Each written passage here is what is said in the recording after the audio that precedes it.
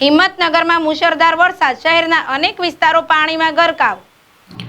હિંમતનગરમાં મુસળધાર વરસાદ, શહેરના અનેક વિસ્તારો પાણીમાં ગરકાવ. પંથકમાં ફરી મુસળધાર વરસાદ આવ્યો.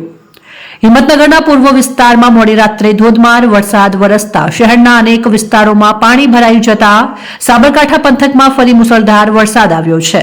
હિંમતનગરના પૂર્વ વિસ્તારમાં મોડી રાત્રે ધોધમાર વરસાદ વરસતા શહેરના અનેક વિસ્તારો પાણીમાં ભરાઈ ગયા છે. ભારે વરસાદને કારણે બેલના રોડ, ગાયત્રી મંદિર રોડ અને શારદા કુંજ પાણીમાં ગરકાવ થઈ ગયા છે. સહકારી જીન વિસ્તાર, સગુન સોસાયટી અને શાસ્ત્રીનગરમાં પણ પાણી ભરાઈ જતા લોકોને ભારે તકલીફોનો સામનો કરવો પડ્યો છે.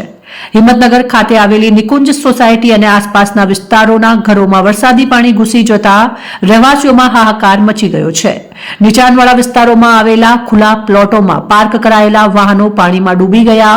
એક જ પ્લોટમાં પાર્ક કરેલી લગભગ 20 જેટલી કારો પાણીમાં ગરકાવ થઈ ગઈ હતી. વરસાદી પાણીના ભરાવાને કારણે રસ્તાઓ નદીઓ બની ગયા હતા.